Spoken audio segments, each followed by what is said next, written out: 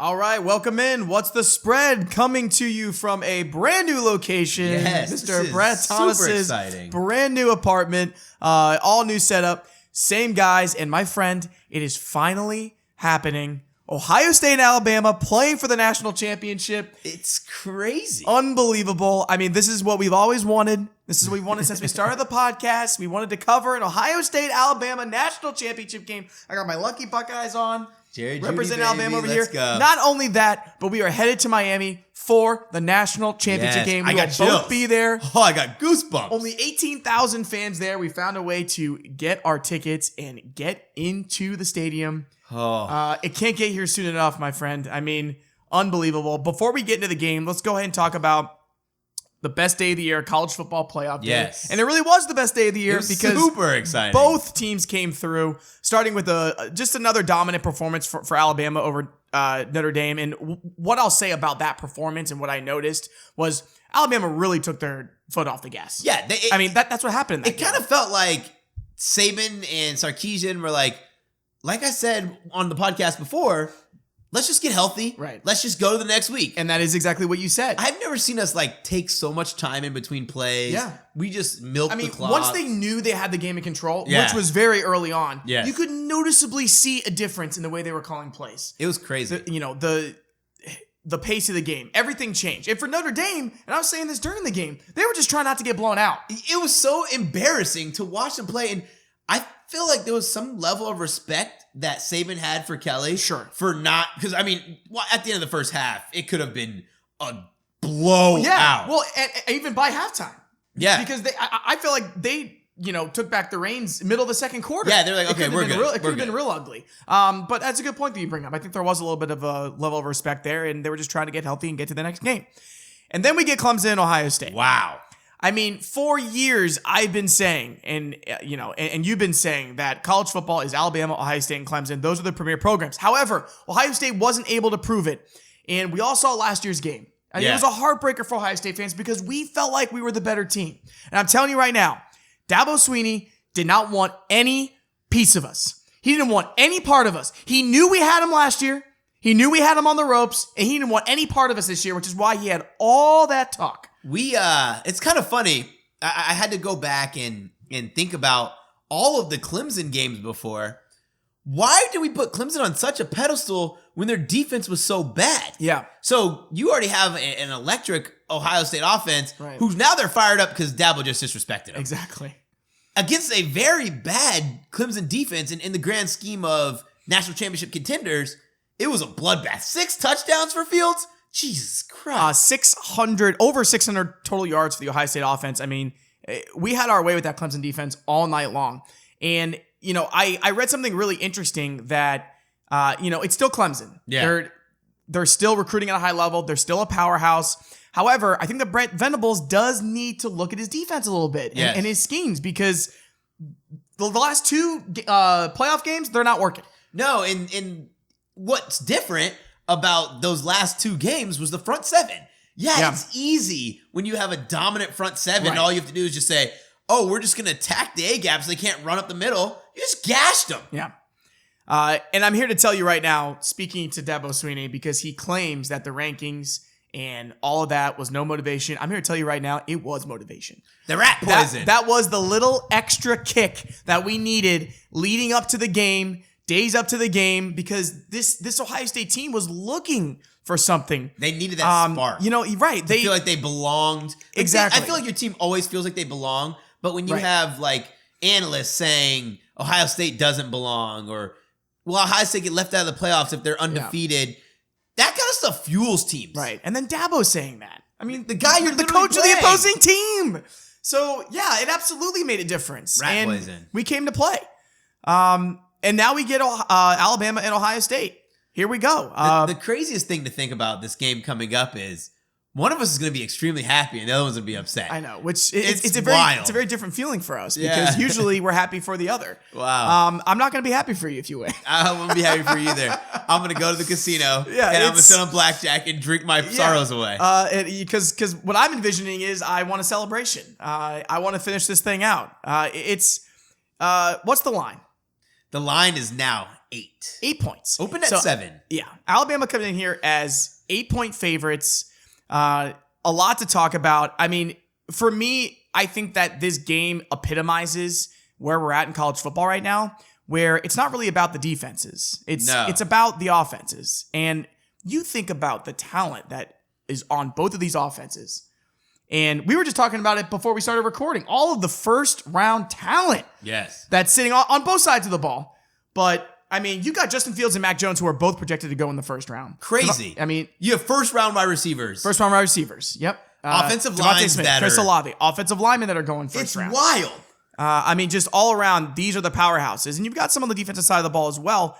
But you see the difference in college football, and it's becoming more prevalent with each playoff. Yes. Each semifinal is that you need the offensive prowess to score points. And I think that's what it's going to come down to in this game. I think that both offenses are not going to have a problem running their plays. Correct.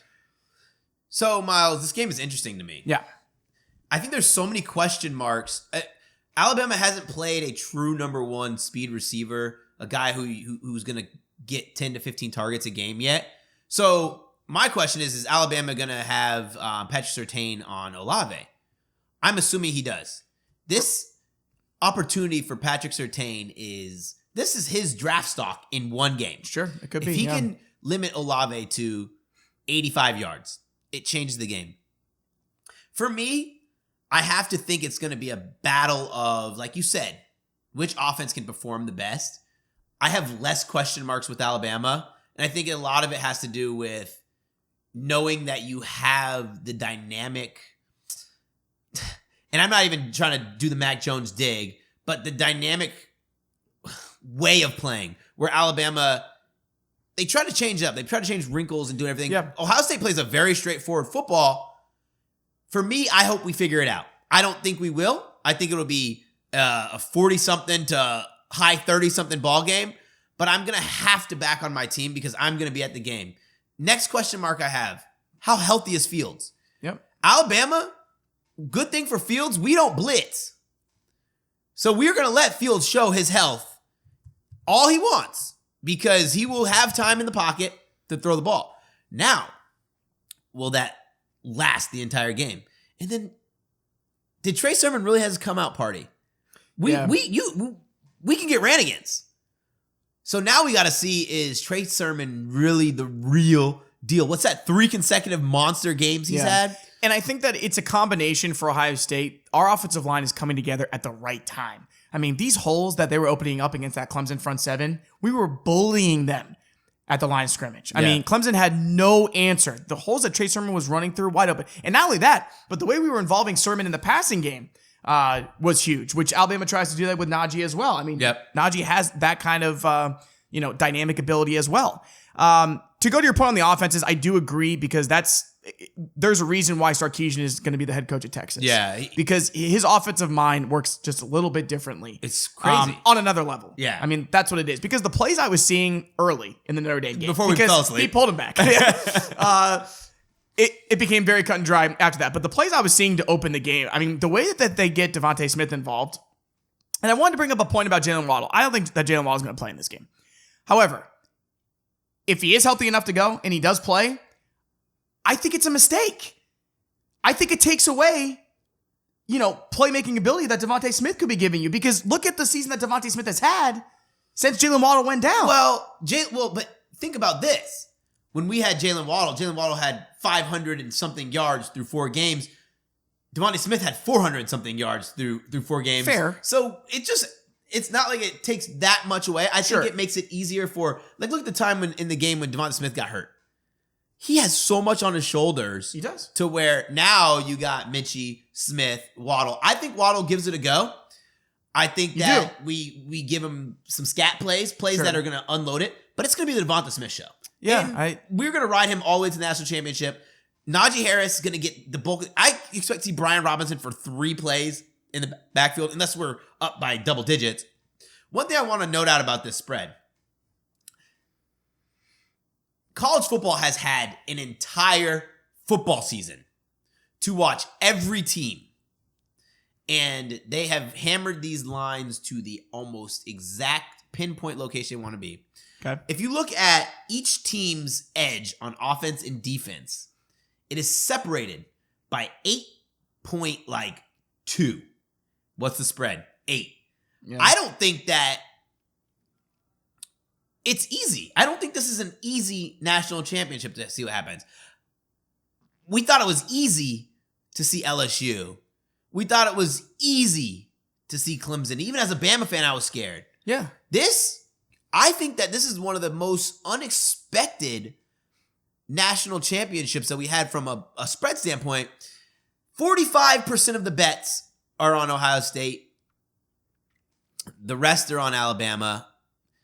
Not surprising, but generally I would think it'd be closer to 60-40 in favor of the favorite or in favor of the massive spread because that's how the public thinks. I'm surprised that it's this high. I mean, obviously, I'm taking Ohio State +8 here. I'm taking Ohio State to win the game. I got to believe that we're going to finish this thing off. But for me, here's the thing. I can only base it off of our performance against Clemson. I can't. There's not base it off Northwestern. Right. There's not enough to our season. We didn't play enough games. We only played 7 games. High enough talent outside that Clemson game to really see it. But Northwestern impressed in their bowl game. They did. To show that they're and formidable they looked good on defense. Yeah, absolutely. So, to show that maybe they were the second best team in the Big Ten. I still think it was Indiana, at full strength. If you have Penix at QB, Indiana was the second best team in the Big Ten. And we had a, back and forth game with them. Well, not back and forth, but it was a high scoring game with them as well. But that's what I had to base it off of. So if the Ohio State team comes out again and plays like that, then they're going to easily cover the +8. I'm not going to say they're easily going to win, but to cover 8 points, you come out and play like that and cover the 8? So for me, I'm on both sides of the fence here from a betting standpoint. Alabama in their last 4 national championships have not covered a spread. Oof. Alabama historically doesn't even care about covering the spread in the national championship. Sure. What they try to do is win the game. That's all they care about. Ohio State, when they play as underdogs in big games, they're massive. They're 19-7 against the spread. Yeah, and 5-2 against the spread in bowl games where we're underdogs. And they cover when they are underdogs. What's making me think, so the point total is set at 75. Yeah. Ohio State in their last 6 games, the over has hit, 4-1-1. Alabama, in their last 4 championships, the over has hit. So what's that telling you? It's going to be a blow. It's going to be not a blowout, a shootout. Yeah. I would take the over because I really think the offenses are going to move the ball that easily. I think it's going to be one of those, both teams get to that 38 threshold. Yeah, easily. And so for me, I have to just go with where my heart lies. Of course. I wouldn't expect anything less. I think that we have the opportunity to, both sides of the ball, show, like your team on defense and my team on defense, to show where the strengths are. There are players on both sides of the ball for both teams that are fighting for their draft lives. Sean Wade, Patrick Surtain. Now you got Olave. Now you got Najee, who's trying to get up higher on those draft boards. You have players at every position. This is going to be an exciting game. And I'm going to stick with Alabama here. 8-4 against the spread. I think just for me, being a hometown guy, Alabama, I don't think they have as much to prove. So they can come out there a little bit more loose. So what do you have to say about this game? Anything else? I mean, I think that it's interesting that we bring up the defenses because, for Ohio State, the tackling and the defense and the way that we contain ETN, we held ETN to under 50 yards rushing. Trevor Lawrence looked confused at times.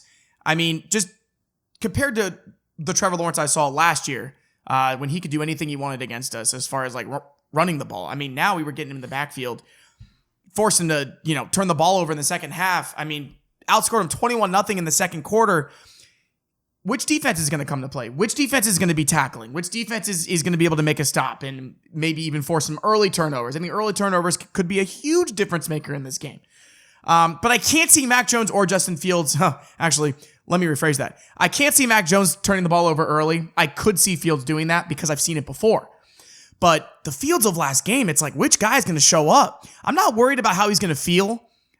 He's the toughest kid I've ever seen put on an Ohio State uniform. Put in him too, so. Yeah, for sure. It's just when your body starts moving is what's going to happen for me, the tightness. Yeah, I mean, we'll see. But, I mean, obviously I'm taking Ohio State here. Definitely taking the points +8. I don't think that either of us would bet against our own teams in the national championship. No, you can't.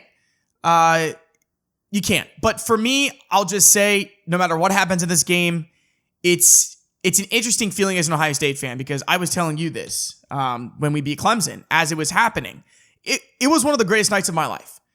Ohio State proved that they belong among the elite, and not only proved that they belong among the elite, but proved that they can kick ass in those elite games. I mean, beating Clemson like we did was such a statement for our program, and it goes so far beyond this year. I mean, Bama, as you said, they don't have as much to prove. No, they don't. But Ohio State does. But with Bama, they've got that championship pedigree. For Ohio State, we haven't won a national championship in 6 years.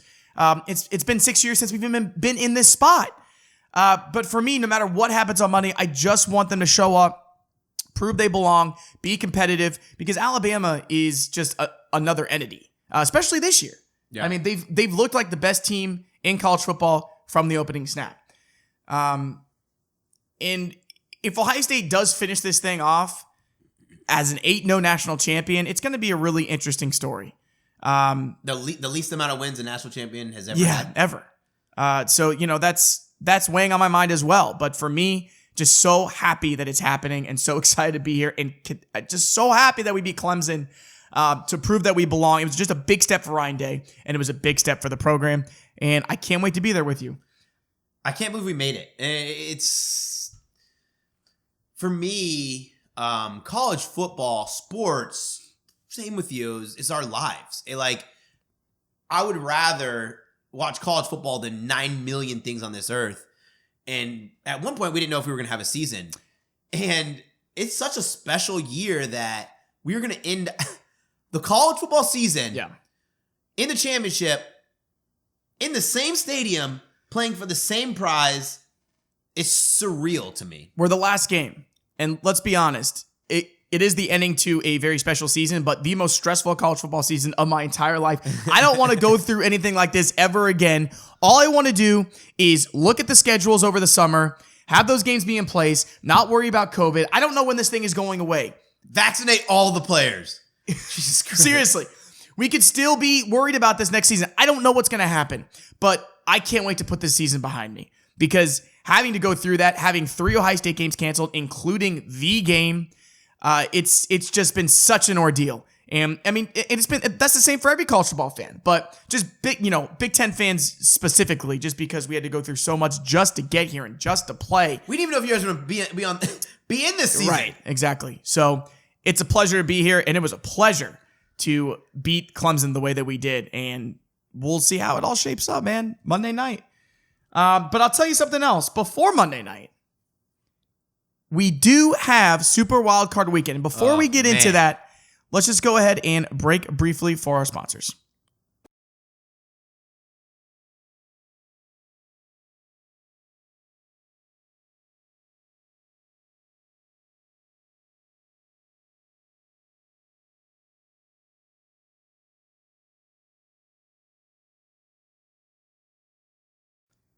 All right. The first ever Super Wildcard Weekend in the history of the National Football League. Only one team gets a bye. 2 versus 7, 3 versus 6, 4 versus 5. This is exciting. This is fun. 3 games now on Saturday and 3 on Sunday really give it more of like a March Madness feel for me. And it's great because it's not stacked on top of each other. It's triple headers, back-to-back days. So that's pretty cool. I mean, Wildcard Weekend was always fun, but with only 2 games each day, but now we get 3. And I didn't know how I felt about letting an extra team in, but now I'm all for it. I want this every year. This is great. Yeah, this is great. First up, Saturday, we got, to kick it all off, the Colts and the Bills. The Bills, 6.5-point favorites. The Bills, welcome to the party. Listen, Miles. So I went and I just wanted to have some fun with props for this NFL rendezvous we're having this weekend. And I went and I looked at every single quarterback's average throwing yards, largest throwing yards, opponent's throwing yards, because no one wants to root for a running game, like not in the playoffs. I had no idea Josh Allen has thrown for 415 yards twice this season. With that being said, the Buffalo Bills ended the season as the best team against the spread, 11-5. I think that the Bills have a chance here to make this one of the most exciting football games. But I have to take the Colts with the points. The way that Jonathan Taylor is coming into his own this late in the season, it allows the Colts to be sneaky. I don't think the Colts are going to win, but I also don't think that the Bills are going to blow them out. And I hate betting against the Bills because I have a Super Bowl ticket pending for the Bills, but I have to take the points here. We've seen the Colts be in this spot before in the playoffs and not only cover, but win these games. Yeah. And Jonathan Taylor really stood out to me because I feel like he can be the X factor because the way that he's running the football right now, and as you said, coming into his own, and now we're rolling into the playoffs, it has that Derrick Henry feel from a year ago when he made his run, the way that he was able to control the game. And Jonathan Taylor, I feel like, has that ability to control the clock and allow the Colts to cover the spread. So I can't disagree with anything that you're saying there. The only reason I'm taking the Bills here is because they are 8-0 against the spread in their last 8 games. Wild. And I just can't bet against that. I know that the playoffs make it a different story, but give me the Bills here minus 6.5. If it was higher than that, then I which I thought it would be upon reflection, I thought the Bills would actually be a more heavy favorite. But 8-0 against the spread, I can't bet against it. So in full transparency, everyone, I'm holding a Bills -4 ticket in a parlay. So I get it. I totally get it. But I do think the Colts are live. I don't know how live they are, but with a defense that has proven time and time again this season that they can step up. Josh Allen's first real playoff match, because I think his last wild card match was unfair. Unfair to him because the expectations were just too lofty this time. I think that experience is really going to help him, and now he gets to play at home. We'll see what happens when he has a potential for a letdown. Yeah. All right. What's next? Next on the docket, we have the Los Angeles Rams traveling to Seattle.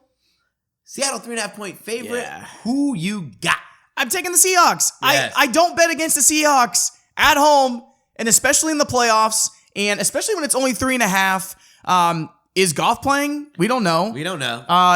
Jamal Adams says he's playing, which we'll see if that pans out. But I think that was a huge factor for the Seattle defense. They need Jamal Adams to play in this game. He is their leader. Yes. But if it's so, having all that said, I'm taking the Seahawks either way. I'm taking the Seahawks as well. 3.5's good. I don't care if it's Wofford or Goff. I think the Seahawks are in the best position out of any team on this board for covering. It's the defense. The offense they play is kind of like, we're okay with grinding out. Watch the game. If you guys didn't get a chance, watch the game against the 49ers. Where at no point did I know who was going to win that game until it was Russ time, where Russ was like, I'm going to be a leader. Both defenses were playing lights out. And I think it's going to be a similar one. Low scoring, and it's going to be Russ who takes the game over. Look at yourselves in the mirrors as sports bettors. At a 3.5-point spread, who do you want to trust to get you to the next round of the playoffs? Jared Goff or Russell Wilson? And I'm putting my money on Danger Russ. Same. Russell Wilson all the way. All right, and then the nightcap, which I know you're excited about. The Tampa Bay Buccaneers, welcome to the playoffs. 8-point favorites on the road against Washington. Ooh. Tell me about it. Miles, I said this. I'm going to make a lot more money if the Tampa Bay Buccaneers make it to the playoffs because I have gone to the World Series. I'm going to the National Championship. Yeah. Now I'll be going to the Super Bowl. If they win, I'll figure it out. I have the Bucs covering. Trendy pick is Washington. It is. Because that elite defense. But even the game against the Falcons where the Bucs could really care less, you blinked your eyes and boom, they have 44 points and they destroyed them. I think this is much of the same. Ron Rivera is saying that he might rotate his quarterbacks. Yeah, I saw that. What? Tom Brady is out for blood. Yeah. Listen, everyone out there in America, outside of the crazy bettors, analysts saying that Tampa Bay, there's no way they get to 10 wins. There's some people saying who we don't even make the playoffs.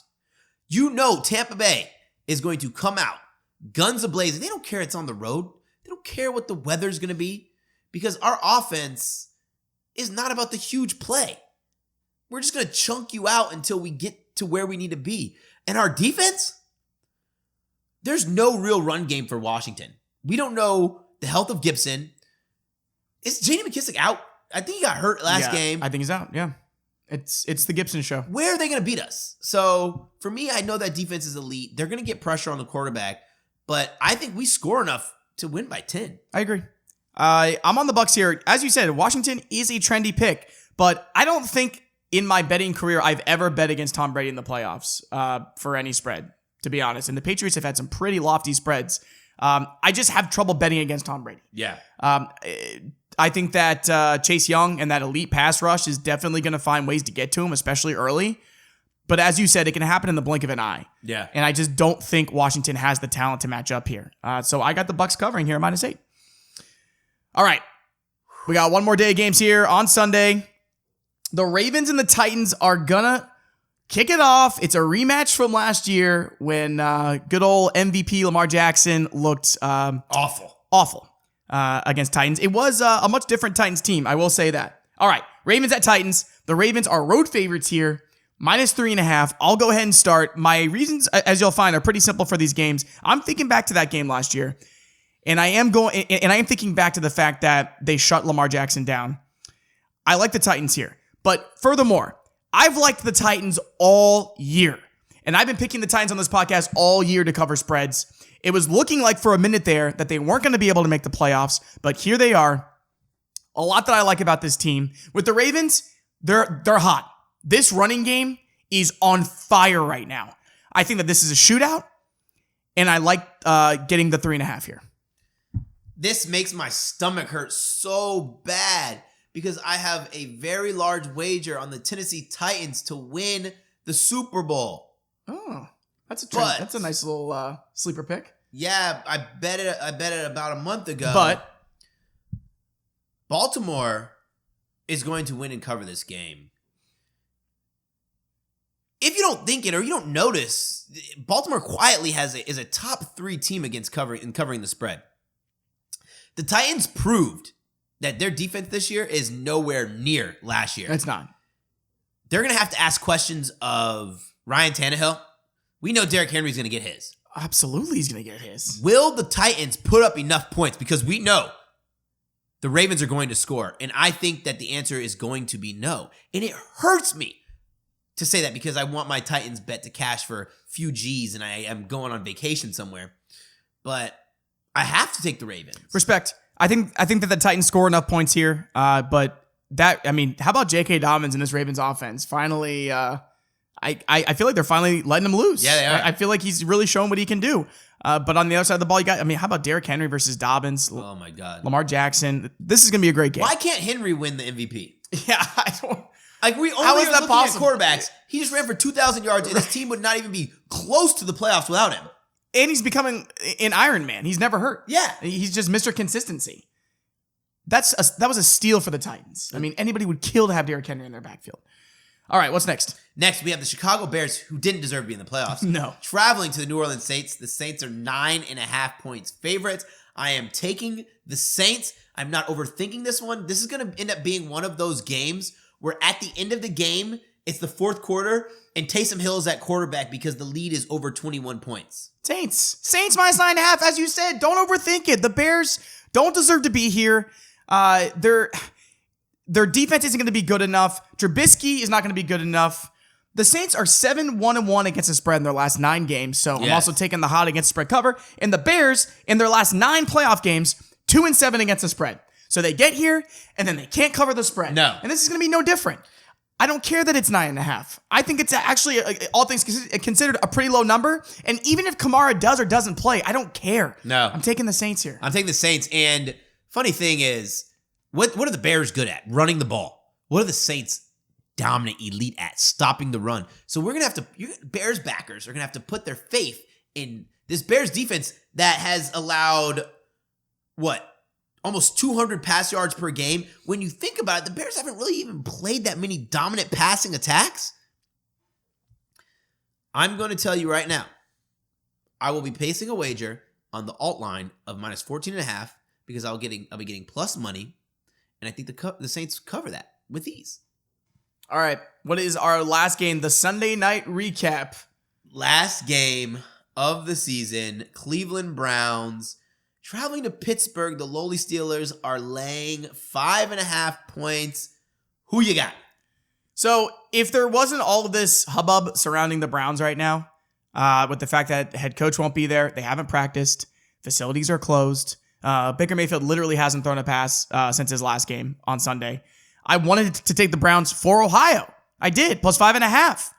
But I'm rolling with the Steelers here, primarily because the Steelers just continue to dominate the Browns against the spread, and last week didn't count because it was their B team.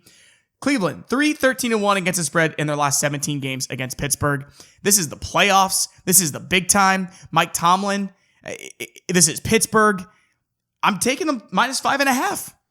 Listen, say what you want about the Steelers team. I want to take the Browns.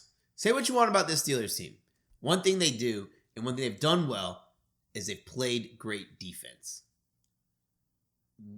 For me, true. I wrote this on Twitter. The Steelers are going to win this game, and it's unfair. It is unfair for all Browns fans because I even think the Browns are the better team. Not practicing all week. Tough. But more than that, they haven't had a normal team in weeks. The Steelers, if they can just catch passes, this can be very ugly for the Browns. I'm taking the 5.5. I hate the fact that I'm laying it, but I'm going to. Before we sign off this, though, I want to say one thing. The most profitable NFL team when teasing them 6 or more points this season has been the Bills. Do with what you want that information because they're a 6.5-point favorite. Yeah. So if you think the Bills are going to win, tease them with somebody.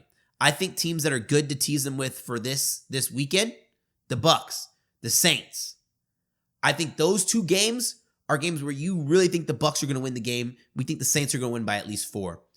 The rest of the games are toss-ups, so that's just a bit of some financial advice. It's scary to tease 3 favorites, but personally, I'd rather tease 3 favorites than tease 3 dogs. Have fun with that. That does sound like a plan. It is a great weekend for teasers. It is. It's also a great weekend to prepare for a national championship. We'll be headed to Miami. My friend, good luck. Good luck. I'll see you on the blackjack table. Yeah, I'll see you there. Pre-game, we're going to settle this like men. Post-game, we're going to settle this like men with our chips. Yes, sir.